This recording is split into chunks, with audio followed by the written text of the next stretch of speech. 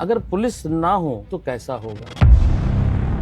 Police बहुत खराब है, ये कहने वाले अच्छे लोग कितने हैं।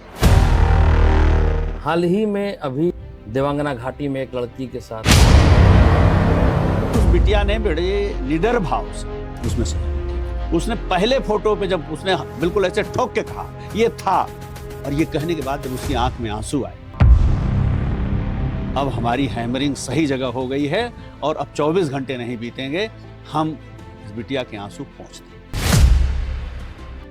उनकी बुलेट का जवाब बुलेट से देकर ये बताया गया कि बेटियां महफूज हैं, उनकी तरफ आंख उठाने वाले लोग महफूज नहीं।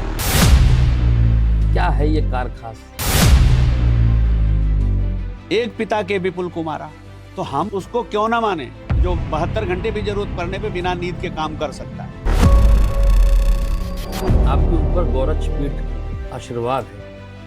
आपका इशारा संभवतः इस बात को लेकर के होगा, माननीय मुख्यमंत्री जी को लेकर, तो उनका आशीर्वाद पूरे प्रदेश पे है। माफिया बर्दाश्त नहीं है, उसके खिलाफ बुलडोजर एक्शन होगा। आप ठाकुरों का बड़ा सपोर्ट करते हैं। कोई अपराधी रहा हो जिसे मैंने इस नाते छोड़ दिया कि वो छत्री, तो आप लेवल लगा सकते हैं। सीने में नाम कांधों में सितारे होते हैं, पुलिस वाले ही मुश्किलों में सहारे होते हैं। इनके होने का पता तब चलता है जब हमारे सितारे बेहद गर्दिशों में होते हैं। नमस्कार, मैं हूं ज़ियाउल हक और आप सभी दर्शकों का एनएनसी पॉडकास्ट में बहुत स्वागत है।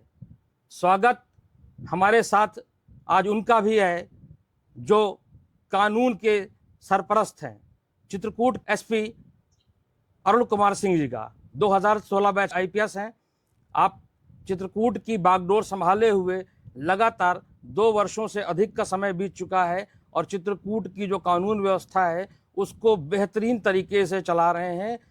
उनसे जानेंगे कि किस तरीके से इनका ये 2 साल से अधिक का समय रहा, क्या पुलिस की व्यवस्था है, पुलिस कैसे काम करती है और कैसे इन्होंने इस लंबे कार्यकाल में चित्रकूट की जो कानून व्यवस्था है उसको बेहतर बनाए रखा है।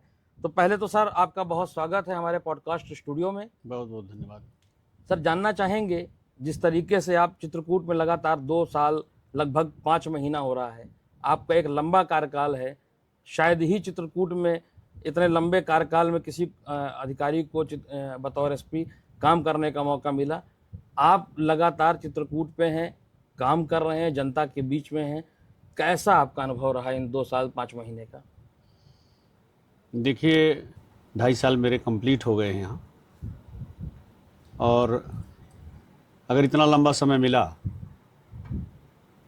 तो मैं ये मानता हूँ कि हमारे वरिष्ठ अधिकारियों का, हमारे पुलिस के मुखिया का, हमारे शासन का, सरकार का, प्रदेश के मुखिया का जो पैरामीटर है, जो पैमाना है, जो उनकी इच्छाएं अपेक्षाएं हैं, उसमें किंचित काम करने में मैं खरा उतर रहा हूँ या उसके करीब हूँ, जिसके नाते ये है। साथ ही साथ चित्रकूट की जनता का, चित्रकूट के लोगों का और हमारी जो चित्रकूट पुलिस की टीम है, उन सबका योगदान है। सिस्टम एक एक से मिल के चलता है, अकेले कोई कुछ नहीं है। और जब हम सिस्टम का पार्ट होते हैं, उस सिस्टम में, कानून व्यवस्था में, आप मान लीजिए ठीक है पुलिस की जिम्मेदारी है, लेकिन उसके साथ साथ पूरी इंटायर मशीनरी जो जिले की है, डिस्ट्रिक्ट मजिस्ट्रेट हमारे क्रिमिनल एडमिनिस्ट्रेशन के मुखिया होते हैं जिले के, वहाँ से लेकर के पूरी मजिस्ट्रेसी, अन्य सारे डिपार्टमेंट्स, सबके साथ आप समन्वय बना के अगर चलते हैं, मैं ये कह दूं कि आप कंपार्टमेंट सिस्टम से थोड़ा बाहर निकल कर इंटायर सिस्टम के साथ चलते हैं और इस इंटायर सिस्टम को आप मानते हैं कि सब मिलकर के काम करेंगे तो सफलता होगी, तो उसका लाभ मिलता है। और लाभ मिलता है, ओवरऑल हम पब्लिक सर्वेंट हैं, जनता की कितनी बेहतर हम सेवा कर सकते हैं, इसी से हमारा मूल्यांकन होता है। और जब हम एक टीम के रूप में करते हैं, चाहे वो पुलिस की टीम हो या डिस्ट्रिक्ट एडमिनिस्ट्रेशन की पूरी टीम, प्रदेश सरकार की जो जनपद में नुमाइंदगी कर रही है, वो इस भाव से अगर काम करती है तो बेहतर रिजल्ट होते हैं। और जनता संतुष्ट देखती है। पुलिस को लेके क्या आप कहेंगे? क्योंकि कई बार होता है कि लोग सोशल मीडिया में पुलिस के अगेंस्ट लिखते हैं कि पुलिस ऐसा करती है, पैसा लेती है, तमाम सारे आरोप लगते हैं पुलिस पे। अगर पुलिस ना हो तो कैसा होगा? अब मैं आपसे ये कहूँ, एक उदाहरण से मैं बताऊंगा। पुलिस बहुत खराब है, ये कहने वाले अच्छे लोग कितने हैं?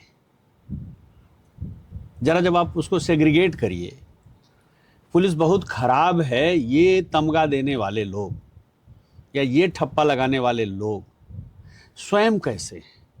तो मैं घर से एक उदाहरण देता हूं, पाठशाला से एक उदाहरण देता हूं। घर में जो चाचा ताऊ या पिताजी अनुशासन बनाए रखना चाहते हैं, स्ट्रिक्ट होते हैं, तो बच्चे भी उनके बारे में तरह तरह का कमेंट करते हैं। और स्कूलों में, मैं तो पटरी कलम वाले स्कूल से पढ़ करके और एक गांव के इंटरमीडिएट कॉलेज से पास होकर के विश्वविद्यालय में पढ़ने गया, तब मेरे इंटरमीडिएट कॉलेज में न पक्की सड़क थी और न बिजली के तार थे। ऐसे विद्यालय से, ऐसे परिवेश से मैं पढ़ के गया था। तो जो अनुशासन बनाने वाला टीचर होता है, उसके निकनेम रख देते हैं बच्चे, उसके बारे में पीठ पीछे तरह तरह की बातें करते हैं।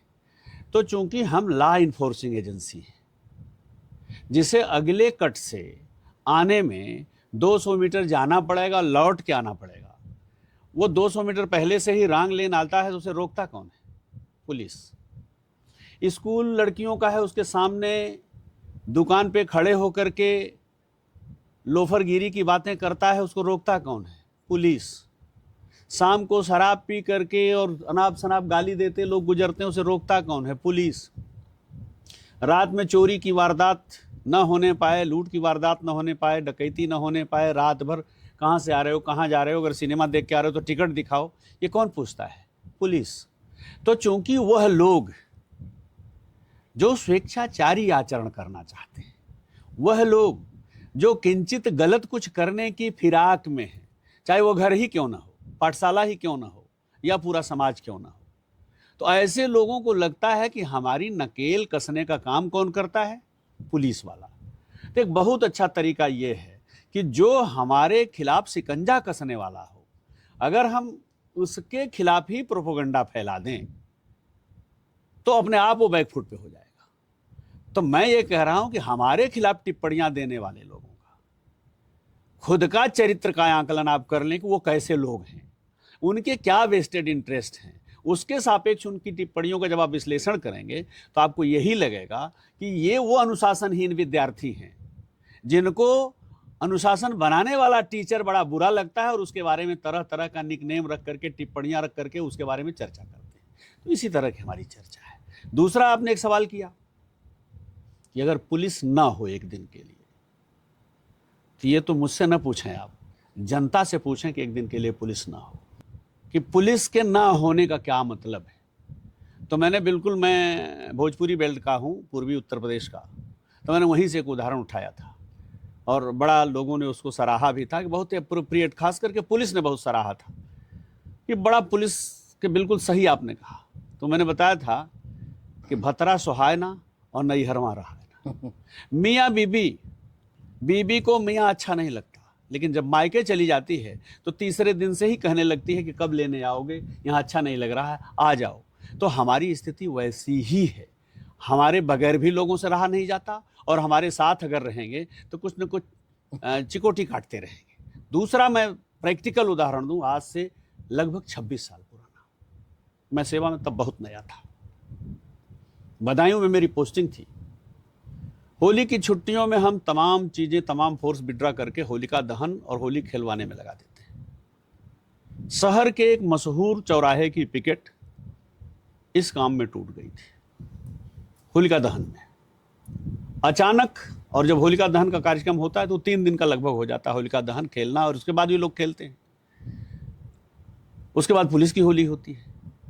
अचानक जिस दिन रंग खेला गया, होलिका दहन का दिन निकल गया, रंग खेला गया, तीसरे दिन एक पीजी कॉलेज के प्रोफेसर साहब मेरे यहाँ आए और उन्होंने कहा कि सर वो पिकेट आगे कब तक नहीं रहेगी हमारे चौराहे वाली।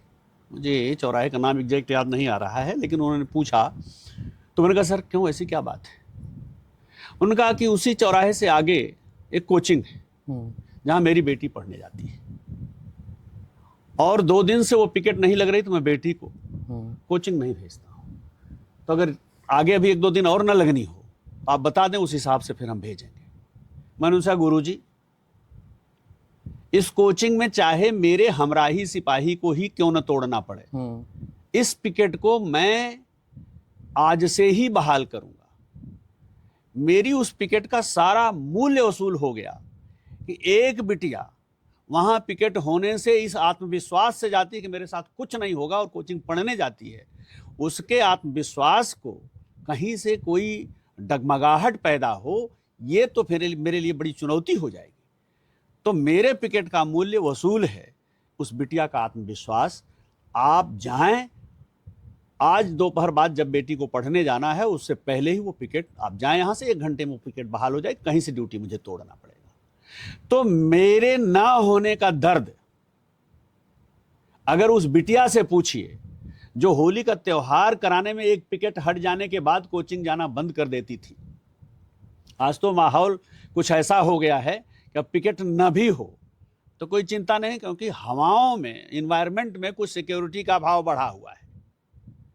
लेकिन ये 2000 की बात मैं आपसे कर रहा हूं, और तब ऐसे लोगों से, ऐसे मजबूर लोगों से, परेशान लोगों से, सोसाइटी के ऐसे सेक्शन से जो अपने को थोड़ा वीक महसूस करता है, उससे पूछिए कि अगर पुलिस ना हो तो कैसा होगा, तो शायद वो हमसे ज़्यादा बेहतर बता पाएगा। आपने बात की बेटी की सुरक्षा की। हाल ही में अभी 2 घटनाएं, 3 घटनाएं बेटियों के साथ हो गई। बस में बच्ची के साथ, मानिकपुर के जंगल में एक लड़की के साथ, देवांगना घाटी में एक लड़की के साथ। लगातार लड़कियों के साथ ये घटनाएं होना नारी सशक्तिकरण को कैसे मजबूती करेगा? देखिए, ऐसा नहीं है।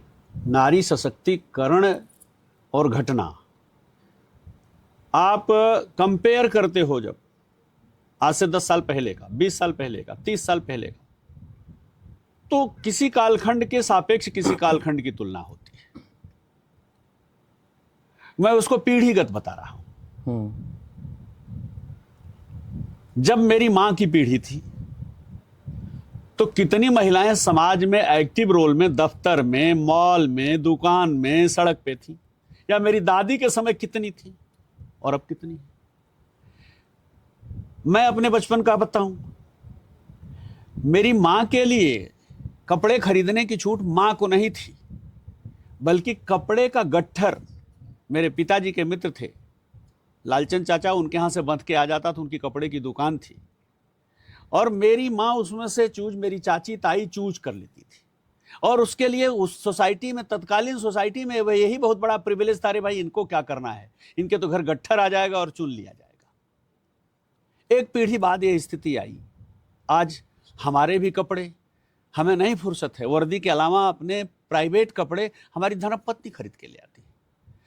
तो आप पीढ़ी, अब फिर हमारे बच्चे भी इस लायक हो गए, हमने बेटी की शादी कर दी, बेटा भी अब इस लायक हो गया कि शादी कर देंगे, माने अगली पीढ़ी आ गई। तो जब सोसाइटी में महिलाओं की हिस्सेदारी बढ़ी है, वो बस में, ट्रेन में आ रही हैं, जा रही हैं, हिस्सेदारी बढ़ा रही हैं, नौकरियों में आ रही हैं, सेना में जा रही हैं, वैज्ञानिक बन रही हैं, इवन आप सोच लीजिए कहाँ तक नहीं जा रही बेटियाँ।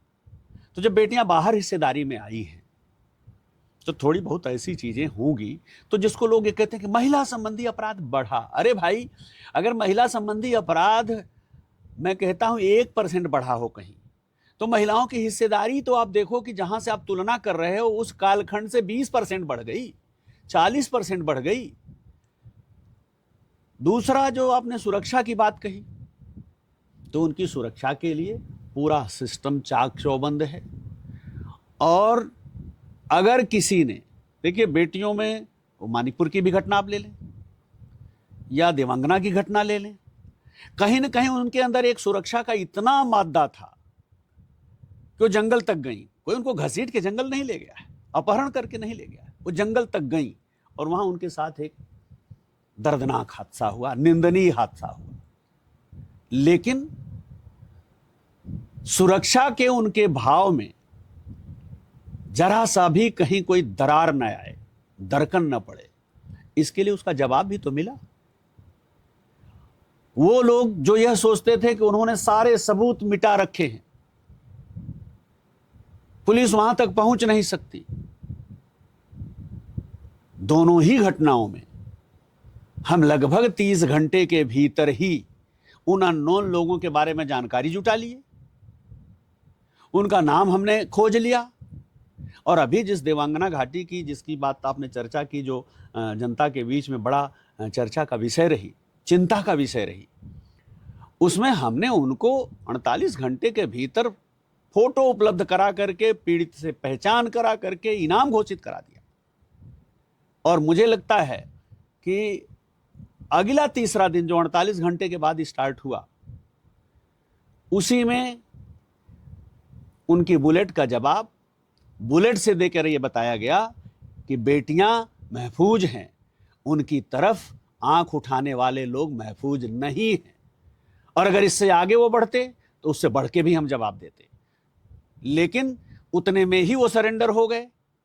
अगर फिर इससे आगे भी फायरिंग करते तो जवाबी फायरिंग और आगे बढ़ती और शायद कुछ और परिणाम होता। लेकिन उनकी समझ में आ गया, ये अच्छी बात है। शेष 2 लोग तो सिर्फ पहले वाले की गति देख करके एक तरह से कह लीजिए स्वतः सरेंडर कर गए, खुद सड़क पे जंगलों से निकल के आए और पुलिस के मुखबिर तक खबर पहुंच गई कि हम यहां हैं। एक तरह से उनका आत्मसमर्पण था, या भयभीत हो गए कि अब अगर आगे भागेंगे या पुलिस पे किसी तरह का हमला करके बचना चाहेंगे तो उनके लिए बड़ा कठिन होगा। तो आपको भी लगता होगा कि जो कुछ समय के लिए, थोड़े से समय के लिए, घंटे, 2 घंटे, 4 घंटे, 6 घंटे के लिए लोगों का विश्वास डिगा था, वो वापस आया कि नहीं आया? और आया तो मजबूती से आया कि बेटियों की तरफ आंख उठाने वाले, बेटियों को गंदी निगाहों से देखने वाले, बेटियों के साथ गलत हरकत करने वालों का हश्र कैसा होगा ये देख लो। आपने बात की एनकाउंटर की, हाफ एनकाउंटर हुआ, हाफ ही क्यों हुआ, फुल क्यों नहीं? क्योंकि पब्लिक इस चीज़ को लेकर के सोशल मीडिया में इस चीज़ को कह रही है, हज़ारों पोस्ट आई, हज़ारों कमेंट आए कि इनको तो बीच सड़क में गोली मार देनी चाहिए, बहुत घृणित कार्य किया इन लोगों ने। तो जनता की जो अपेक्षाएं हैं पुलिस से, पुलिस उसमें अभी भी उनकी जो डिमांड है उनको पूरी नहीं कर पा रही। पब्लिक चाहती है कि इनको हाफ नहीं फुल इनकाउंटर होना चाहिए। देखिए, ये हाफ इनकाउंटर या फुल इनकाउंटर, ये जैसा कोई टर्म नहीं है, ये पब्लिक अपनी सुविधा के लिए बना लेती है, हमारे मीडिया के साथी बना लेते हैं। इनकाउंटर इनकाउंटर होता है, और जो लॉ है हमारे हिंदुस्तान का, उस लॉ में ये है कि अगर कोई सामने वाला अपराधी हमारे खिलाफ बल प्रयोग करता है तो उसकी गिरफ्तारी में वह मिनिमम बल प्रयोग करते हुए जितने में वो गिरफ्तारी हो जाए हमें कर लेना चाहिए। अगर वो by word mister X you are under arrest, और उसने कहा यस, अरेस्ट हो गई, हाथ पकड़ के कि mister X you are under arrest, आपने कहा ठीक हो गया। लेकिन अगर आप मुझे धक्का दोगे तो मैं दौड़ा के पकड़ूंगा, गर्दन भी पकड़ लूंगा। उसके बाद अगर आप मुझे मारना चाहोगे तो वो भी करूंगा, लाठी का प्रयोग होगा, बल प्रयोग होगा। लेकिन आप मेरे पे गोली चलाओगे तो गोली का जवाब गोली से होगा। अब इस घटना में ये कहना हाफ और फुल ऐसा कुछ नहीं होता, मिनिमम बल प्रयोग है। हमारा उद्देश्य उसको अरेस्ट करना है, उसे मारना नहीं।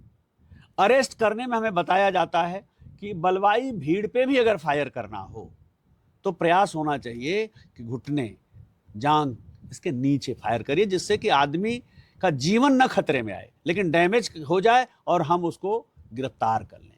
इस घटना में भी यही स्थिति है कि अगर 2 तमंचे लेकर के उसने पुलिस पे फायर किया, एक फंस जाएगा तो दूसरे से फायर करेंगे, लेकिन इसके बाद भी अगर वो जाबाजी दिखाता, मोर्चेबंदी करता, तो जवाबी फायरिंग और होती।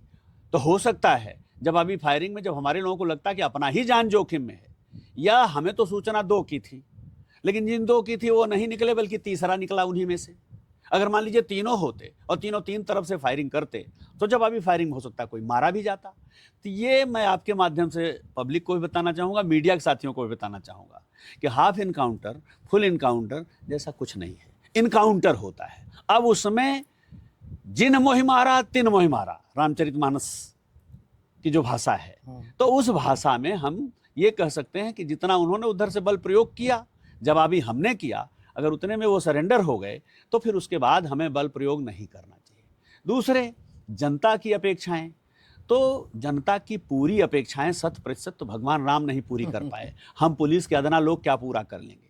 हम कानून के दायरे में हैं, और जो जनता सड़कों पे डिमांड करने लगती है एक एक मिनट में, सामने ले आओ, यहीं गोली मारो, इनकाउंटर कर दो, घर बुलडोजर से गिरा दो, ये सब चीजें विधि सम्मत ढंग से होती हैं।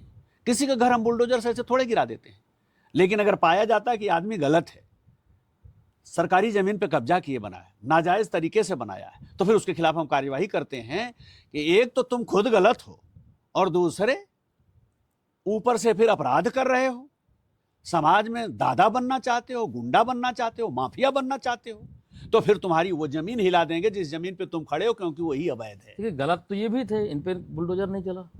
मैंने फिर कहा ना, बुलडोजर का अगर इनका कोई घर, कोई मकान, कोई ऐसी चीज होती जो किसी ऐसी जगह पे होती, और बुलडोजर तो इसके बाद का विकल्प है ना, कुर्की, नीलामी, ये सब बाद का विकल्प है। ये तो आप देखिए 48 से मुझे लगता 50-55 घंटे में सारा सब कुछ पता हो गया, सारी चीजें हो गई, तो बुलडोजर की नौबत कहाँ आई? अगर इसके बाद ये फरार होते और ये पता चलता कि इनके पास कुछ अवैध इस तरह की अर्जित संपत्ति है, तो ठीक है, उसका भी प्रॉपर ऑर्डर पास होता, बुलडोजर भी चलता। आपका एक जवान भी उसमें घायल हुआ जी, कैसे, क्या घटनाक्रम था जो पुलिस का जवान भी घायल हुआ? जरूरी घटनाक्रम ये था, असल में हमारी टीम को जो सूचना थी, प्रातःकाल से ये सूचना थी कि मड़पा के जंगलों में इनमें से 2 व्यक्ति हैं और पैदल हैं। अब पुलिस टीम अपने पूरी इंफॉर्मेशन से, जो उसका मुखबिर तंत्र है, जो सर्विलांस है, इन सारी चीजों से मुतमईन है कि ये 2 हैं, निहत्थे हैं, पैदल हैं। 2 महात्माओं के आश्रम से भी पुष्टि हुई कि इस हुलिया के 2 लड़के तो आए थे। तो हमारी, हम कहेंगे पुलिस का भी थोड़ा सा ये कि उनको लगा पैदल हैं, निहत्थे हैं, और दूसरा ये था, ये कोई डकैतों का तो यहाँ से उन्मूलन हो गया। आप लोगों ने तो वो दिन भी देखा है शायद, जिस समय आज मुझसे आप बात कर रहे हैं, आज से 10 साल पहले इसी चौराहे पे जहाँ आपके स्टूडियो में मैं बैठा हूँ, इतने वक्त शायद आप होते तो कहते जल्दी घर चले चलो। जी जी। तो जब ये था पुलिस भी कि अब ऐसा कुछ नहीं है, तो ये उन 2 की तलाश में थे कि वो कहीं न कहीं पैदल ऐसे मिल जाएंगे, छिपे हैं जंगलों में, उसकी फिराक में थे। अब एक आदमी इनको लगा कि बाइक से जा रहा, जो पुलिस की गाड़ी देख के थोड़ा बढ़ाया स्पीड, तो इन्होंने बढ़ा दिया, और बढ़ाने के बाद जब वो गाड़ी से उतरा तो पुलिस भी तुरंत कूद पड़ी, और उसने गाड़ी अपनी खड़ी नहीं की, गाड़ी पलटाई और तड़ से फायर मार दिया। तो उसमें हम ये कह सकते हैं कि हमारी टीम डकैतों के खिलाफ कॉम्बिंग में नहीं थी, इस नाते को बीपी जैकेट पहन करके और सारा बड़ी मुस्तैदी से, जबकि हमें होना चाहिए। सामने वाला ठीक है, लड़कियों के साथ दुष्कर्म किया है, लेकिन वो तमंचा नहीं लिए होगा इसकी गारंटी नहीं है। बट जो हुलिया, जो सारी चीजें मिली थी और जो हमने पता कर लिया, तो उस हिसाब से ये था कि नहीं, ऐसा कुछ नहीं है। तो सिर्फ हम ये कह सकते हैं कि उस गफलत में हमारा वो जवान और जाबाजी में कूद पड़ा कि इसे दौड़ा के हम दबोच लेंगे, इस नाते वो घायल हुआ, अन्यथा ऐसी बात नहीं थी। इस पूरे घटनाक्रम में जो मीडिया ट्रायल हुआ, मीडिया ने लगातार खबरों से इसको जनता तक पहुंचाया, उससे क्या कोई असुविधा हुई पुलिस को काम करने में, या पुलिस के लिए बड़ा सहयोगात्मक था कि फोटो आ गई, सारी चीज़ें पब्लिक के बीच में जा रही हैं, पब्लिक भी उसमें सपोर्ट कर पा रही है? देखिए, कभी कभी ये चीज़ें होती हैं कि मीडिया से दोनों चीज़ें हैं।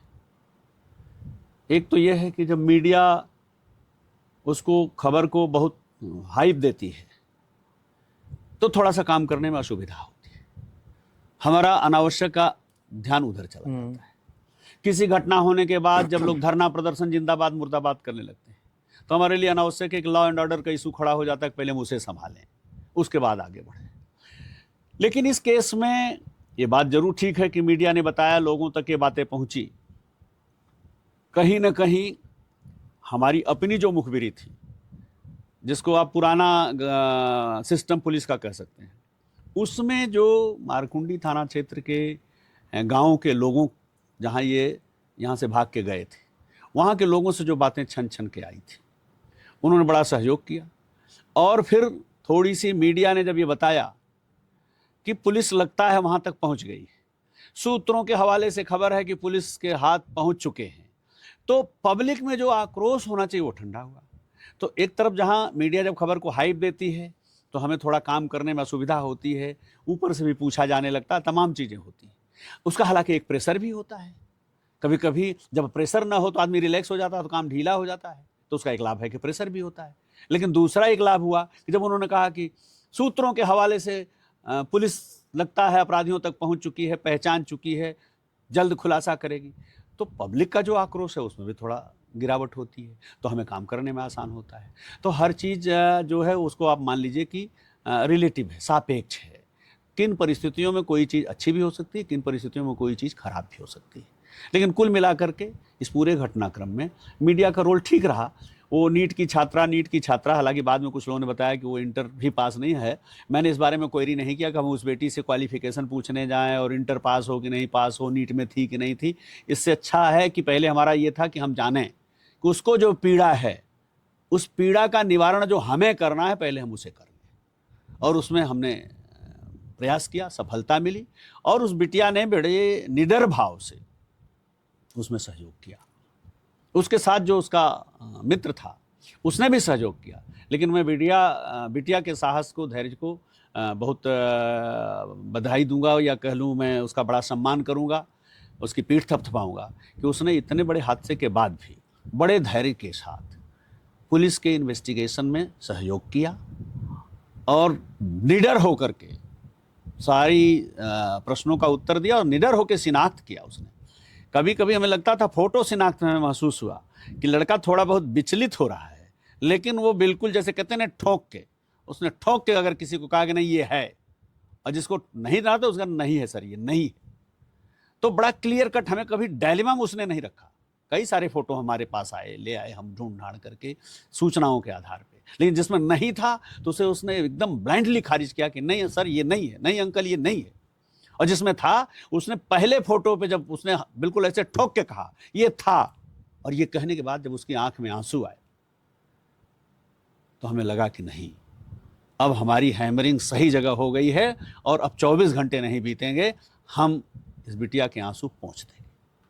अब 1998 में नौकरी पे आए, डिप्टी एसपी बने, प्रमोशन हुआ, आईपीएस हुए, पहले राज्य के अंडर में थे, फिर केंद्र में चले गए। दोनों के जो बीच का आपका अनुभव था पुलिस का, बतौर डिप्टी एसपी, बतौर एसपी, कैसा अनुभव था? और कैसा अभी चित्रकूट में आने के बाद, चूंकि आध्यात्मिक क्षेत्र है, संतों के बीच में हैं आप, तो क्या कुछ अनुभव रहा आपका उस कार्यकाल से आज के कार्यकाल में? देखिए, दोनों काम फील्ड के हैं। देश काल के हिसाब से चीजें होती। जब हम सेवा में आए तो उत्तर प्रदेश में एंटी डकैती का भी अभियान था, एंटी नक्सल का भी अभियान था, और संयोग से हमारी शुरुआत फील्ड में मिर्ज़ापुर से होती है, जहाँ एंटी नक्सल के ऑपरेशन चल रहे थे। वहाँ के बाद हम बदायूं जाते हैं, जहाँ एंटी डकैती का ऑपरेशन होता है। वहाँ से फिर हम सोनभद्र आते हैं और बड़ा लंबा समय, 3 साल 2 दिन, वहाँ एंटी नक्सल का ऑपरेशन चलता है। फिर अचानक एक दिन हमारी पोस्टिंग हो जाती है कानपुर देहात में, कुछ डकैतों के द्वारा कुछ अपराध कारित किए गए थे, मैं वहाँ चला गया। तो शुरुआती 5-6 साल हम एंटी डकैती और एंटी नक्सल में हमने काम किया। और हम मानते हैं कि इस पुलिस विभाग में जो काम करने का एक्सपोजर का अवसर मिला, अपने सीनियर्स के बीच में अपनी रेपुटेशन का बनाने का जो अवसर मिला, वो शुरुआती वो 6-7 साल हैं जिसमें काम करने का आज भी लाभ मुझे मिल रहा है, विभाग की पहचान है उसके नाते। लेकिन जैसा आपने कहा कि इससे बात, तो हम तो चूंकि इसी स्टेट में थे, और जब हम स्टेट पुलिस सर्विसेज से भारतीय पुलिस सेवा में प्रमोट होते हैं तो हमारा कार्डर वही रह जाता है। तो हमारे लिए वेश परिवेश सारा कुछ वैसा ही है। तो और लगातार मैं फील्ड में ही रहा। अभी अलग बात है कि मैंने जैसे कुछ चर्चाएं की, अब न उत्तर प्रदेश के नक्शे पे नक्सल है, न उत्तर प्रदेश के नक्शे पे डकैती है, न उत्तर प्रदेश के नक्शे पे सांप्रदायिक दंगे हैं, न उत्तर प्रदेश के नक्शे में रोड होल्डअप है। रात रात भर जगना पड़ता था, रोड होल्डअप हो जाती थी। तो जब ये सब चीज़ें नहीं हैं तो कुछ और दिशा में पुलिस काम कर रही है, कुछ और सकारात्मक काम कर रही है, वरना पता चला इसी में एनर्जी जाया होती थी। तो ऐसा कोई विशेष अंतर हम नहीं कह सकते। फील्ड का जॉब परिस्थितियां जैसी होती उसके हिसाब से हमेशा चुनौतीपूर्ण रहता है। पुलिस का जॉब आज भी चुनौतीपूर्ण है। इसमें काम के घंटे नहीं देख सकते आप, इसमें आप निश्चित समय खाने का नहीं चूज कर सकते, इसमें आप ये नहीं कर सकते कि मेरा पसंदीदा सीरियल मैं भी इसको बिना देखे बगैर मैं नहीं रह सकता। क्यों? क्योंकि हमारे वर्किंग आवर्स, हमारा सुकून चैन, हमारी अच्छी जगहों पे जाना दुष्ट ग्रहों पे निर्भर है। अगर दुष्ट ग्रहों की कृपा है तो हम हो सकता है भागवत का पाठ चल रहा है वहाँ भी शिरकत कर लेते हैं, हो सकता है किसी कल्चरल सोशल प्रोग्राम में भी चले जाते हैं। लेकिन अगर दुष्टों की कृपा नहीं है तो निकलते हैं कि जाना तो हमें एक सत्संग में है, एक आश्रम में है, और पहुंच कहीं और जाते हैं। दूसरा, आपने चित्रकूट की चर्चा की कि चित्रकूट जैसी धार्मिक नगरी में है, तो मैं अपने को बड़ा सौभाग्यशाली मानता हूँ। माँ विंध्यवासिनी के नगर में, प्रयागराज में, अयोध्या में, मथुरा में, गोरक्षपीठ पे, चित्रकूट में, तो एक तरह से मैं कह लूँ कि सरकारी सेवा में रहते हुए, सरकारी सेवा में, सरकारी पैसे पे मैंने उत्तर प्रदेश का 3/4 रिलीजियस टूरिज्म कर लिया है। इसके अलावा कुछ और महत्वपूर्ण शहर होते हैं जहाँ लोग रहना चाहते हैं, तो कहा जाता है कि पहले कहा जाता था कि कवाल टाउन, बवाल टाउन और पिकनिक टाउन्स, तो मैं कवाल टाउन्स में भी कई में नौकरी कर लिया, बवाल टाउन्स में भी कहीं नौकरी कर लिया। ये हमारी पुलिस की भाषा में, मनोविनोदी भाषा में कहा जाता है, उसको अन्यथा न लीजिएगा। और पिकनिक टाउन्स जो कहे जाते थे उनमें भी नौकरी कर लिया। एनसीआर होता है आज की तारीख में आकर्षण, वहाँ भी नौकरी कर लिया।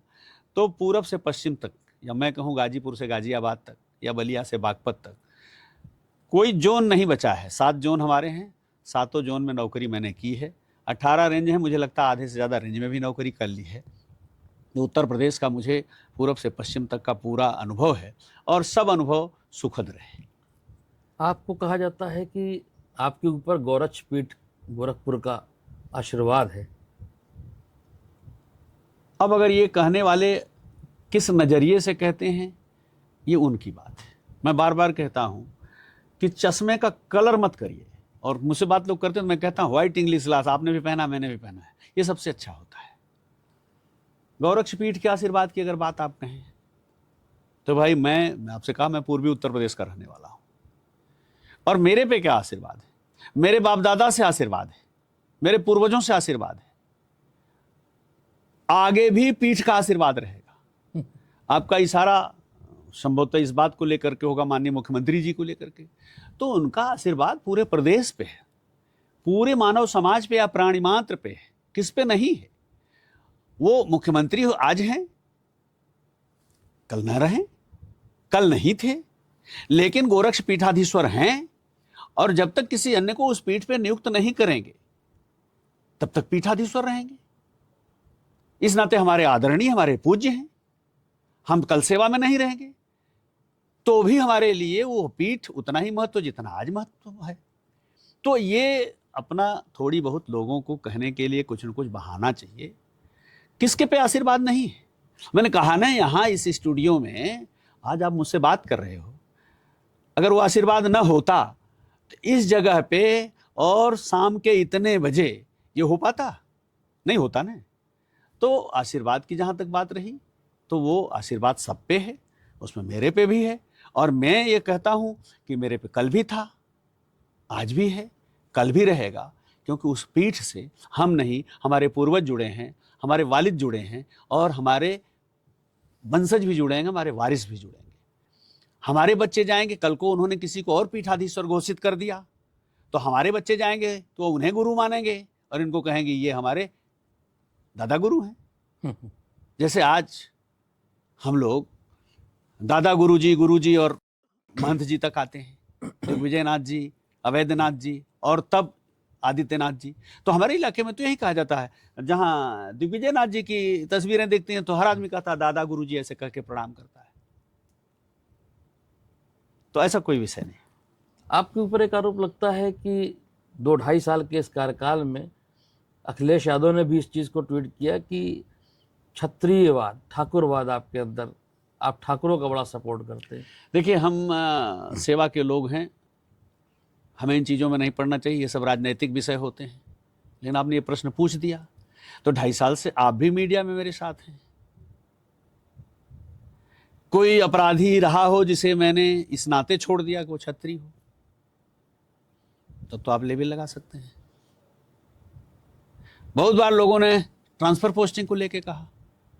ट्रांसफर पोस्टिंग के एक मानक है, कितना % कौन होगा, कितना % कौन होगा। अगर उस मानक का कभी वायलेशन हुआ हो तो भी बताया जा सकता है। तो जब सारे नॉर्म पूरे हैं तो परमात्मा ने जबान दिया है, उसको कोई कुछ चला सकता है। और अखिलेश जी भाई बहुत बड़े हैं, वो इस स्टेट के एक्स चीफ मिनिस्टर हैं। मैंने उनके समय में भी काम किया है, उनके समय में मैं फील्ड में तैनात रहा हूं, ऐसा थोड़े है। और बड़े महत्वपूर्ण जगहों पे तैनात रहा हूं, उनके समय में भी मैं बड़े महत्वपूर्ण जगहों पे तैनात रहा हूं। तो ये तो एक सामान्य सी बात है। लोग कहते हैं फलाने की पुलिस उत्तर प्रदेश पुलिस है। अब उत्तर प्रदेश पुलिस को आप किस तरह से काम लेना चाहते हैं, ये आप पे निर्भर करता है और काम करने वालों पे भी निर्भर करता है। मैं ये तो नहीं कह सकता कि नहीं, हम सुई 12 के बजे पे जैसे जाके सीधी खड़ी होती वैसे खड़े रहें। इंसान हैं तो कभी हो सकता है 90 अंश के बजाय 89 हो जाए, कभी 91 हो जाए, लेकिन 92 नहीं होना चाहिए, 88 नहीं होना चाहिए, 87 और 93 के बारे में सोचना भी नहीं चाहिए किसी को। तो हम कानून वही है, जनता वही है, प्रदेश वही है, हम भी वही है। बस केवल फर्क है तो उसमें यह है कि जो लोग मास्टर्स हैं, जो उनको गवर्न करते हैं, वो उनकी इच्छा शक्ति का थोड़ा बहुत कहीं ना कहीं असर दिखता है। तो माफिया के खिलाफ बुलडोजर एक्शन होगा तो ये इच्छा शक्ति का विषय है। तो ठीक है, आज जो ऊपर शीर्ष पे बैठे हैं उनकी इच्छा शक्ति ये है कि माफिया बर्दाश्त नहीं है, उसके खिलाफ बुलडोजर एक्शन होगा। तो नीचे जो उस कमांड पे काम करने वाले लोग हैं वो काम कर रहे हैं। अगर वहीं से एक कमांड हो जाएगी कि माफिया भले कितना बड़ा हो जाए लेकिन उसको आप छुएंगे नहीं, तो निश्चित रूप से बहुत सारे लोगों का कि जब इस तरह का निर्देश आदेश है तो थोड़ा पीछे हटो। लेकिन हमारी एक लिमिट है भाई। मैंने कहा ना कि हम 90 अंश के बजाय 89 और 91 तो हो सकते हैं, 88-92 होना नहीं चाहिए और 87-93 सोचना भी नहीं चाहिए। तो बस इतना मात्र अंतर होता है और इसी मात्र इच्छा शक्ति से परिणाम अलग अलग दिखते हैं, इतना ही कहूँगा। आप क्रिमिनल क्षेत्रों पर रहे, जहाँ बड़े बड़े माफिया रहे, चित्रकूट भी माफियाओं का क्षेत्र रहा, डकैत थे यहाँ। प्रयागराज में आपने काम किया है, प्रयागराज में भी एक बाहुबली अतीक अहमद का नाम चलता था। उस कार्यकाल में आपने कैसे पुलिसिंग की, कैसे काम किया, जो कि दखल बहुत था। अब देखिए, आप घुमा फिरा के राजनीतिक प्रश्नों पे ले जा रहे हैं और राजनीति से हम लोक सेवकों को बचना चाहिए। इस बारे में अगर कहना है तो मैंने फिर कहा कि हम कानून से चलते हैं, कानून की किताबों में जो लिखा है वही हमें करना चाहिए। तो बगल का जनपद है, वहाँ भी मैंने काम किया है। आप जिनकी ओर इशारा कर रहे हैं उनके समय में कार्यकाल किया है, तब वो लोकसभा के माननीय सदस्य हुआ करते थे। लेकिन हम जब कानून से अपना काम करेंगे तो उसके बारे में बहुत लंबे समय तक लोग याद रखते हैं। तो आपके बगल का जनपद, वहाँ के लोगों से अगर आप पूछेंगे तो शायद मेरे की तुलना में बेहतर उत्तर वो देंगे। तो हमें काम करते रहना चाहिए। उत्तर जनता खुद ढूंढ लेती है। आप मीडिया के लोग आप ढूंढ लेते हो, तो आप अपने मीडिया के तत्कालीन साथियों से पूछ लेंगे, उत्तर ढूंढ लेना, तो ज़्यादा अच्छा होगा बजाय कि हम कुछ कहें। चित्रकूट डकैतों का क्षेत्र रहा, बड़े बड़े डकैत यहाँ रहे, ददुआ, ठोकिया, बलखड़िया, बबली कोल। आपके इस 2.5 साल के कार्यकाल में भी 1-2 बार कहा गया कि कोई डकैत का मूवमेंट है, जबकि सारे डकैतों का सफाया हो चुका चित्रकूट से, अब कहीं नाम नहीं बचा। बीच में कुछ नाम आए, आपने जंगल में जो है कष्ट भी की, कॉम्बिंग की, क्या कुछ रहा अनुभव? क्या डकैतों का कभी भी कुछ वर्चस्व है? शून्य, कोई वर्चस्व नहीं है। 2-3 घटनाएं आपको याद होंगी। एक घटना कलेक्ट्रेट में मीटिंग चल रही थी, जब आया कि 22 वन विभाग के मजदूरों को डकैतों का गैंग ले गया। जी। उस मीटिंग से मैं तुरंत निकल के गया वो ददरी के जंगलों में, जी जी। और 2 से ढाई घंटे के भीतर ही सारे मजदूर जहां काम कर रहे थे, आधे नीचे मिले कि साहब हम तो भाग के चले आए, बच गए, आधों को ले गए। फिर हम लोग कामिंग करते गए तो अपनी जगह काम करते मिले, और उन्होंने कहा कि हमने कहा कि देसी भाषा में पेड़ के पीछे कोई लुक्का है, लुक्का माने छिपा है। और ये सुन के ये लोग भाग लिए। हम लोग रोक रहे हैं, रुको रुको, भाग लिए। तो तिल का ताड़ बनाने वाले भी हैं।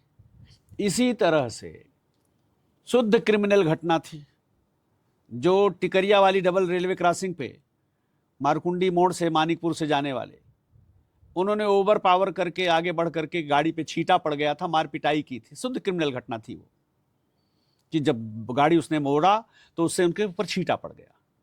अरे वो तो बदमाश आए और जंगल में चले गए, ले गए, और बाइक से ऐसा किया वैसा किया। जबकि उसने जब ये देखा तो उसने अपनी गाड़ी वहां छोड़ करके जंगल की तरफ उतार करके और वहां से भाग लिया था।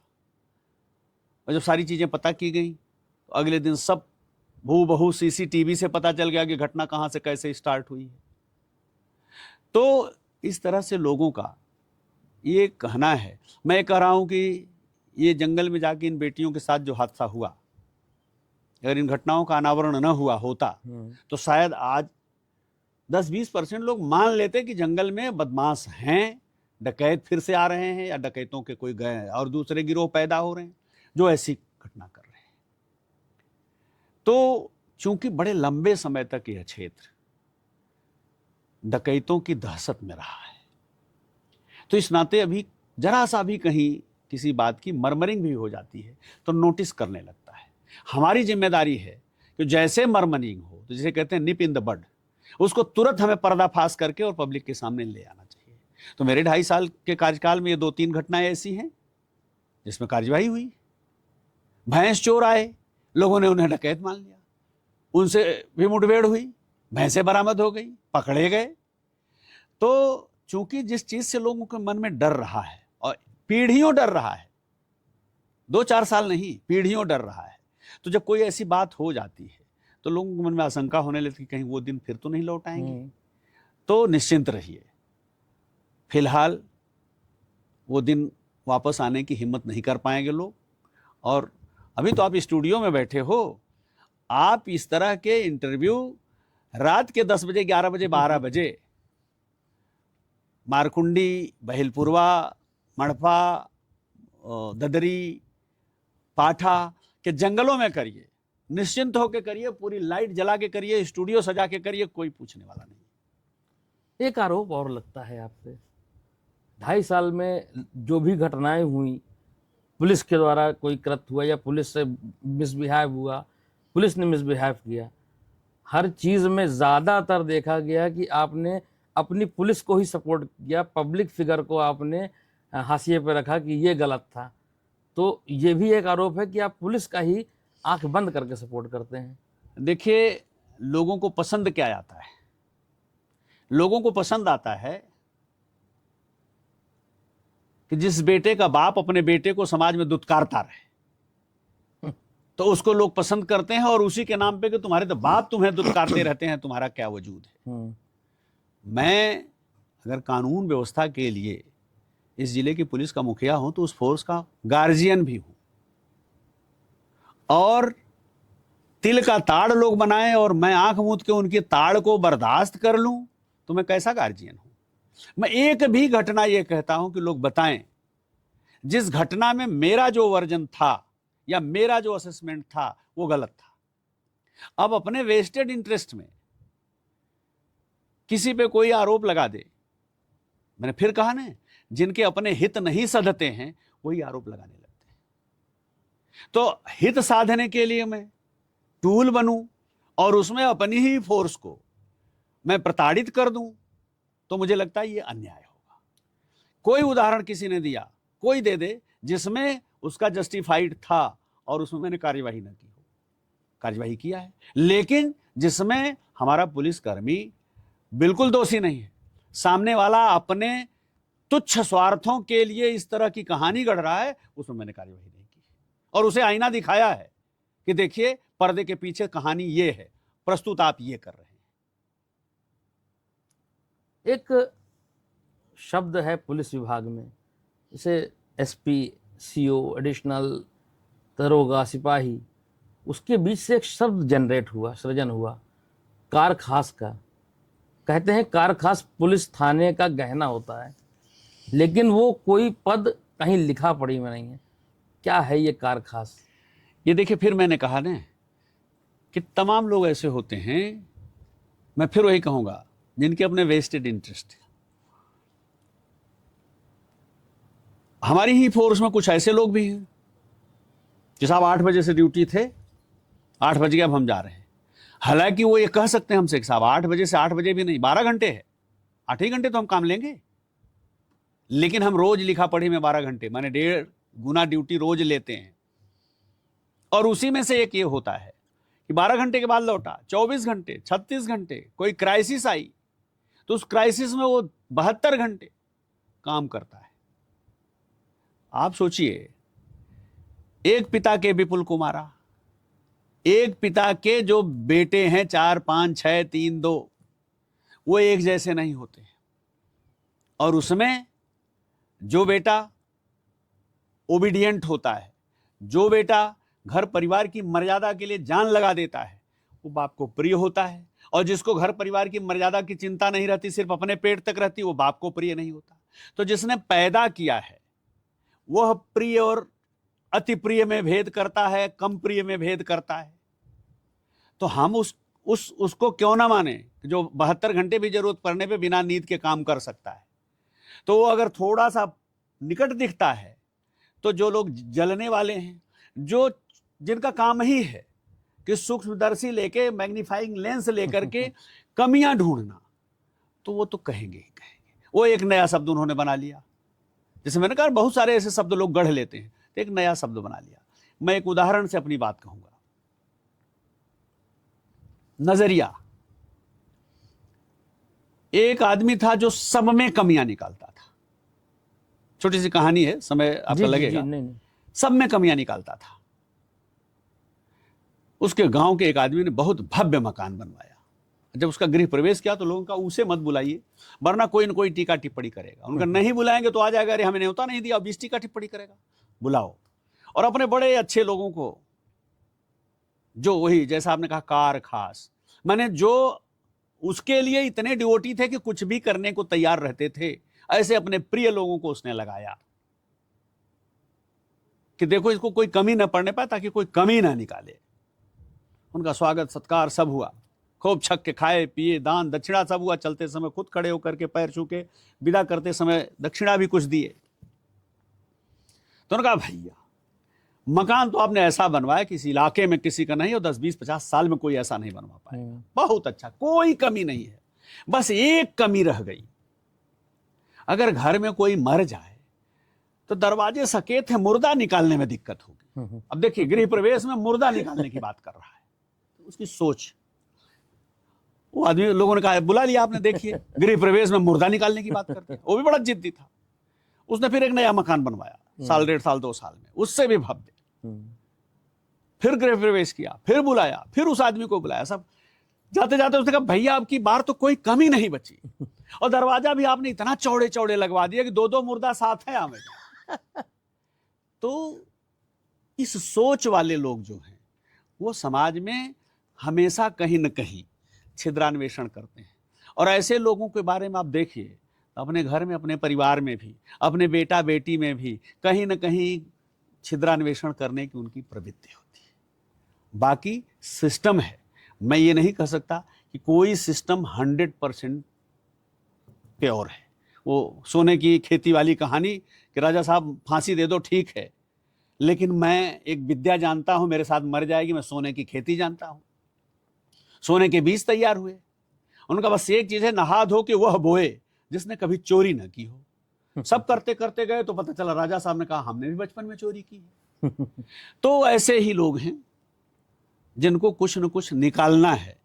वो एक चीज भूल जाते हैं कि जब हम किसी की ओर उंगली उठाते हैं तो अंगूठा हो जाता है तटस्थ, और 3 उंगलियां कहती हैं कि अपना गिरेबान देखो। उसकी तरफ एक उंगली जा रही है, आपकी तरफ तीन आ तीन रही। तुम्हारी तरफ है। और जिस दिन यह भाव आ जाएगा उस दिन समाज में आज ही विसंगतियां अपने आप ठीक हो जाएंगी। नौकरी में आने से पहले चाहे पुलिस हो, प्रशासन हो, सब शपथ लेते हैं, ईमानदारी से अपनी नौकरी को करेंगे। सरस्वती वंदना में भी पढ़ा जाता है कि वो लाइन उसमें है, जब पढ़ते हैं कि माया मुझे न ठग सके, मन मोह में न पड़ सके। बावजूद इसके जब ये सब हो जाता है, नौकरी में पूरी तरीके से उतर आते हैं, तो बाद में दाएं बाएं, इधर का पैसा उधर, उधर का पैसा इधर। हाल ही में एक स्टिंग हुआ, पुलिस महकमे में बड़े पैमाने में आपको कार्रवाई करनी पड़ी। क्यों ये सब चीज़ें देखने को मिलती हैं, क्या कहेंगे इस पे? देखिए, जीवन के 4 पुरुषार्थ हैं, धर्म, अर्थ, काम, मोक्ष। सीधे धर्म से मोक्ष पे बड़े बड़े ऋषि मुनि ही हो सकता है जाएं, उनके लिए वो मार्ग है। आम जनमानस के लिए ये 4 सीढ़ियां हैं।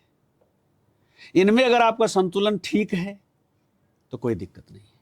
लेकिन चूंकि ये 4 पुरुषार्थ हैं तो कभी कभी लोग थोड़ा बहुत डगमगा जाते हैं, और वो मानवजन्य स्वभाव है। वो ऐसा नहीं कि पुलिस में है पत्रकारिता में नहीं है, पुलिस में है जुडिशरी में नहीं है, जुडिशरी में है तो राजनीति में नहीं है, राजनीति में है तो प्रोफेसर्स में नहीं है।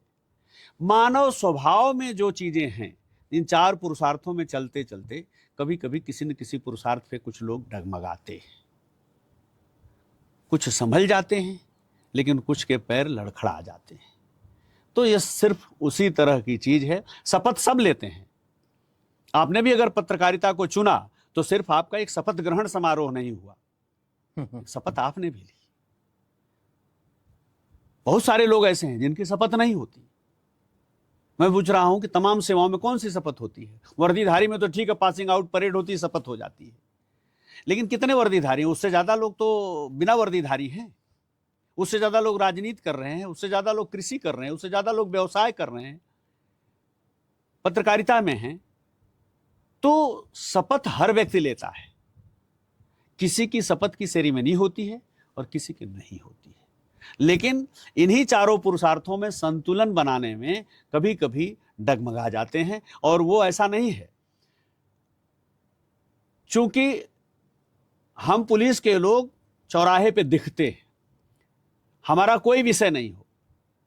अब हमारे दफ्तर में दिन भर बैठिए और आप पाएंगे कि हमारे पास आने वाले लोग, अगर कानून की किताब में वर्बेटम पढ़ा जाए तो 25% हमारे हैं और 75% वो हैं जिनका हमसे सीधा कोई मतलब नहीं। उन्होंने किसी को पैसे दिए, पैसे वापस नहीं कर रहा है, ये हमारा विषय है, सिविल मैटर है। बैनामा हो गया साहब, पिताजी को हमारे बहला फुसला के बैनामा कैंसिल कराओ, लेकिन वो पुलिस के पास ही आते हैं। रेलवे स्टेशन पे आदमी, एक वर्दी वाला खड़ा है जबकि वो खुद यात्रा के लिए है, जाता है ये गाड़ी किस प्लेटफॉर्म में, कहता भैया हम खुद मुसाफिर हैं, लेकिन वो मानता है कि पुलिस वाला तो सब जानता है। तो हमारे जो लोग हैं क्योंकि वर्दी पहनते हैं, इस नाते चौराहे पे इनकी अलग पहचान हो जाती है। इनके कार्य आचरण पे सबकी निगाहें होती हैं, क्योंकि सबकी आई कैचिंग है और कोई विषय ऐसा नहीं है। तो जस्ट ये डेविएशन है। जनता दरबार में प्रतिदिन आपके पास कितने फरियादी आते हैं लगभग? मुझे लगता है कि जनता दरबार में प्रतिदिन 25-30 फरियादी तो आते हैं, 20-25 फरियादी। वो 20-25 फरियादी, ऐसा क्या होता है कि वो थानों से मुतमईन नहीं होते हैं तब आप तक आते हैं? कहीं पीछे कमी है? मैं आपका प्रश्न बिल्कुल समझ गया। देखिए, उसमें से लगभग 25, मैंने कहा 25-30-40% लोग ऐसे आते हैं जिनको सीधे हम उनका समाधान कर ही नहीं सकते। मैं आपको एक उदाहरण दे दूं। अभी रिसेंट मानिकपुर थाने में हाई कोर्ट में उस जमीन को लेकर मुकदमा चल रहा है और सारे उसके हिस्सेदार अपना, कोई यहां चाहता, कोई वहां चाहता, कोई वहां चाहता है। भाई हाई कोर्ट में मुकदमा चल रहा है, हम डीएम साहब से अनुरोध करके भी, राजस्व विभाग से भी समाधान नहीं करा सकते, और दोनों रोज दरखास्त देते हैं। और जब हमारे पास आते हैं, साहब हम 8 बार चौकी गए, 10 बार थाने गए, हम उनसे पूछते हैं भाई तुम हाई कोर्ट का ऑर्डर तो ले आओ, हाई कोर्ट भी तुम ही गए हो। 2018 में पुलिस ने उसमें समझौता करा दिया, राजस्व ने समझौता करा दिया बैठा करके कि भाई जो जहां वहां रहो, जब फैसला आएगा तो लेना। अब हर साल जब फसल बोने का सीजन आता है तो उछलते हैं, ऊधम करते हैं, जो अच्छे खेत हैं उसको लेने के लिए मारामारी होती है।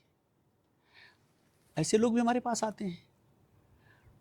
20 से 30% आते साहब हमारे में कार्यवाही नहीं हुई, उनका मुकदमा लिखा है, उनका मेडिकल हुआ है, उनमें चार्जशीट कोर्ट चली गई, लेकिन चूंकि गिरफ्तारी नहीं हुई, अब उन्हें समझाना पड़ता है कि चाचा, ताऊ, अम्मा, 7 साल से कम की सजा के मामले में पुलिस को गिरफ्तारी का पावर नहीं है। चार्जशीट गई, अब कोर्ट जो फैसला करेगा वो होगा। अरे साहब कुछ करो, हम क्या करें? तो बहुत सारी ऐसी चीजें हैं कि अपेक्षा है आदमी को रहती। आदमी जब पीड़ित होता है तब वह चाहता है कि सारे पावर दरोगा जी के पास हो, उसके खेत के, मेड़ के, लेन के, देन के, रहन के, सहन के सारे झगड़े वो सुलझा दे। ऐसे ऐसे मियां बीबी आते हैं, सब बीबी मायके गई है, नहीं आ रही, हम क्या कर लें भाई? मियां साहब उसके घर में हम रहते हैं, वो घर ही नहीं आता है, जब हम 2-2 महीना चला जाएगा, हम क्या कर लें इसमें? लेकिन वो भी प्रार्थना पत्र उसी में काउंट है, क्योंकि हमारे पास आया, हम उसे नहीं कह सकते चले जाओ। तो उसका प्रार्थना पत्र लेते हैं, थाने को लिखते हैं कि पारिवारिक मामला है, आमने सामने बैठा के सुलझा दें, या परामर्श केंद्र को लिख देते हैं कि दोनों को तलब करो, समझाओ, ताकि इनका दाम्पत्य जीवन खराब ना होने पाए। तो जो हमारे पास दिन भर में प्रार्थना पत्र आते हैं, ईमानदारी से हम बताएं तो 50% से ज्यादा मामले ऐसे होते हैं जिसमें हमारा सीधे इंटरवेंशन नहीं है, लेकिन अगर हम इंटरवेन ना करें तो लोग सर फोड़ लेंगे, तो इस नाते हमें इंटरवीन करना पड़ता है। या ऐसे हैं जिसमें हमने कार्यवाही कर दी है लेकिन उनके मन की नहीं हुई। और मानव स्वभाव है जियाउल जी, आपको अगर इसी चौराहे पे कोई गाली दे तो आप ये चाहोगे कि मैं इस जिले का एक रेपुटेड रिपोर्टर हूँ, मीडिया पर्सन हूँ, और मुझे साहब चौराहे पे बेड़ी पुलिया पर उसने गाली दे दिया, साहब उसका इलाज ठीक से कर दो। लेकिन चूंकि आप क्राइम में काम करते हो, उसको ठीक से जैसा इलाज आप चाहते हो वैसा करने का क्या हमें कोई पावर है? नहीं है ना। तो जब वो पीड़ित होता है तो चाहता है कि पुलिस को सारे पावर दे दो, सारे एक्ट निकाल के, कानून निकाल के सब पुलिस को दे दो। और जब वो पीड़ा पहुंचाता है तो चुटकी बजाता है, मिस्टर आपको पावर कहां है? तो ये जो चरित्र का दोहरापन है, ये भी अगर निकल जाए तो भी आधी चीजें ठीक हो जाएंगी। आप 2.5 साल में जब से आए तो आपने बहुत सारी चौकियों का इनॉग्रेशन किया। एक यूपी एमपी का बॉर्डर है इटवा, वहाँ से जो मारकुंडी थाना है आपका लगभग 20-22 किलोमीटर है। वहाँ पे क्राइम होते हैं। वहाँ पर आज से 6 महीना पहले एक घटना हुई थी, उस पर जो अरेस्ट हुआ था अपराधी, उसने एक माना था कि वो अगला जो टारगेट था वहाँ पेट्रोल पंप जो 2-4 यूपी बॉर्डर पे हैं उनसे लूट करने का था। उधर पिकेट, उधर पे जो पुलिस थी, गश्त थी, वो बढ़ा दी गई थी। फिर वहाँ सब शांत हो गया। अब वहाँ पे जो चौकी का बात चल रही थी, चौकी भी वहाँ नहीं बन पाई। आपके कार्यकाल में क्या वहाँ चौकी बनेगी? देखिए, वहाँ मनगवा नाम से एक चौकी स्वीकृत है शासन से, अब हमें उसका बजट भी आवंटित हो गया। मनगवा से अप्रोप्रिएट आपने भी नाम लिया, इटवा डुडेला है। हमने वर्तमान जिलाधिकारी से अनुरोध किया और इटवा डुडेला में उन्होंने हमें ज़मीन उपलब्ध करा दी। बजट भी उसका आवंटित हो चुका है। डीपीआर 1 हफ्ते पहले मैंने साइन कर दिया है, शासन में गया है। जैसे वहाँ से डीपीआर स्वीकृत होकर आ जाएगा तो वहाँ चौकी, और चौकी ही नहीं, वहाँ स्टाफ के लिए क्वार्टर्स भी बनेंगे, ताकि जो लोग उस चौकी पे तैनात हों वो 24 घंटे ड्यूटी आवर्स में भी और ड्यूटी आवर्स के बाद भी वहाँ उपलब्ध रहे। तो मैं ये तो नहीं कह सकता कि मेरे कार्यकाल में बनेगी, लेकिन निश्चित रूप से आप मान के चलिए कि अगले साल 1.5 साल के भीतर वहाँ एक बड़ी चौकी, भव्य सुविधा युक्त चौकी, कर्मचारियों के लिए आवास, पानी, बिजली की सुविधा के साथ बन जाएगी, जो हमारे लिए बड़ी कारगर होगी, क्योंकि वो बॉर्डर का इलाका है। तो ये आपके कार्यकाल में कितनी चौकियां बन गई और ये कौन सा नंबर की चौकी होगी? देखिए, मुझे लगता है, मैंने वैसे तो चौकियां देखिए बिना शासन के, बिना डीजी ऑफिस के स्वीकृति के, तो हम कह लें स्थानीय स्तर पे मुझे लगता है चौकियों की संख्या 2.5 को छू रही होगी, जो मेरे कार्यकाल में खोली गई। लेकिन अब इसका दूसरा पहलू भी है। वो चौकी देखिए, अगर आप नियमतः बात करें तो अगर हम दिन में एक बार में 4 आदमी भी वहां तैनात करना चाहें तो 8-8 घंटे की 3 पाली 12 आदमी हमें चाहिए, लेकिन हमारे पास 12 आदमी है नहीं। अगर हमने वहां ये कह दिया कि जिसका हल्का है वो दरोगा जी सुबह जाएंगे वहां बैठेंगे, दिन भर जनता को थाने न आना पड़े, 8 किलोमीटर 10 किलोमीटर 15 किलोमीटर जैसी भी स्थिति है, आना ना पड़े, वहां सुनवाई करेंगे, या किसी को बुलाना होगा तो उसको ना आना पड़े, तुम वहीं चौकी आना, हम आ जाएंगे, दूसरे पक्ष को भी बुलाते हैं। अब होता क्या है, उसके बाद कुछ लोग, इस चौकी में ताला बंद है। अरे भाई वो चौकी, सच पूछिए, चौकी तो है ही नहीं। हमने अपने आप जनता के सहयोग लिया और अपने संसाधनों को कुछ कम किया थाने से वहां, और लोगों को थोड़े काम के घंटे बढ़ा के बैठा दिया, ताकि जनता को कम से कम ज्यादा दूरी चल करके यहाँ न आना पड़े। तो कभी कभी मजबूरी ये लगती है कि भाई बंद कर दे चौकी, ये तो कहीं थी ही नहीं, जनता की सुविधा के लिए हमने खोला कि भाई ठीक है, आप 24 घंटे आज जाने की जो नौबत आपकी थी कि 24 घंटे आप जब जरूरत पड़ेगी आपको, तो आपको 12 किलोमीटर 14 किलोमीटर थाने जाना पड़ेगा। इससे अच्छा आपके घर के बगल में 6 किलोमीटर पे 4 किलोमीटर पे खुल गई। अब आप चाहते हो कि वहाँ 24 घंटे तो आदमी है नहीं, तो कैसे चलेगी। तो कुल मिलाकर के हमें किसी तरह की टीका टिप्पणी इन सब करने से ये भी सोचना चाहिए कि हम पूरे अध्ययन करके करें। तो चौकियाँ तो मुझे लगता है कि मेरे कार्यकाल में लगभग दहाई में पहुंच रही होंगी, जो विभिन्न स्थानों पे जहां जनता आसानी से पहुंच सकती थी और हमारे लोग वहां रह करके जनता को बेहतर सेवा दे सकते थे, वो खोली गई हैं और चल भी रही हैं। उसका परिणाम भी सकारात्मक है, आप लोग भी मानते हैं कि सकारात्मक है। आखिरी सवाल, रिटायरमेंट के दिन अब करीब आ रहे हैं, पार्ट ए तो पूरा कर लिया, पार्ट बी क्या तैयारी है? चित्रकूट या कहीं और, राजनीति, जनता की सेवा? देखिए, पार्ट बी नहीं, पार्ट ए कंप्लीट हो गया, पार्ट बी हो गया, पार्ट सी की बात करें। पार्ट सी की बात करें। पार्ट सी की बात करें तो आपने जो कहा, आदमी सामाजिक प्राणी है। आपने कहा ना कि इसके बाद क्या, तो सामाजिक प्राणी है। और मैं संयोग से एक ऐसे परिवार से हूँ, ये मेरा सौभाग्य है, जिसने अपने गांव देहात क्षेत्र में शिक्षा के जगत में काम किया और समाज में बड़ा सम्मान भी रहा, मिला। तो जो मेरी पीढ़ियों की विरासत है, समाज में लोगों को कुछ सहयोग कर दो, उसमें कुछ कर पाऊंगा तो करूंगा, नहीं कर पाऊंगा नहीं, ऐसी स्थिति होगी। तो मेरी अपना फर्स्ट चॉइस थी कि मैं किसी यूनिवर्सिटी में असिस्टेंट प्रोफेसर बन जाऊं, जो नहीं बन पाया। तो अब फिर से सोच रहा हूं कि कुछ साहित्य और दर्शन, मैं दर्शन का विद्यार्थी रहा हूं, तो साहित्य और दर्शन पे कुछ अध्ययन करूंगा। और मेरा फेवरेट विषय फिर राम और कृष्ण का चरित्र होगा। इनको मैं पढ़ूंगा, लोगों में शेयर भी करूंगा। तो सेवाएं किसी तरह से की जा सकती हैं समाज की, वो आप इशारा राजनीति की ओर कर रहे हैं। समाज कहाँ उपयुक्त आपको पाता है, लोग कहाँ उपयुक्त पाते हैं, जिसके उपयुक्त पाएंगे कि 60 साल के बाद भी इनके अंदर इस काम के लायक ऊर्जा है, ऐसा कोई दायित्व है तो निभाएंगे। नहीं होगा तो अध्ययन करेंगे, बच्चों के साथ एंजॉय करेंगे। पत्रकारिता में तो कदम नहीं रख देंगे? मैंने फिर कहा, समाज जहां उपयुक्त पाएगा, आप लोग उपयुक्त पाओगे कि हमारे साथ काम करिए, और मुझे लगेगा कि अभी एनर्जी है तो आप लोगों के साथ काम करूंगा। तो देखिए, कहीं भी आपकी दिशा जा सकती है। बहुत बहुत शुक्रिया हमसे बातचीत करने के लिए। किसी की भी नौकरी लेने की तैयारी पे हैं आप? नहीं, हम किसी की नौकरी नहीं लेने की तैयारी पे हैं। अब हम स्वयं नौकरी पूरा करके और अपना जो बात बचा हुआ जीवन जो भगवान बोनस में देंगे आगे का, पार्ट सी जिसको आपने कहा, उसको थोड़ा सुकून से जीना चाहेंगे, बस, और कुछ ऐसा नहीं।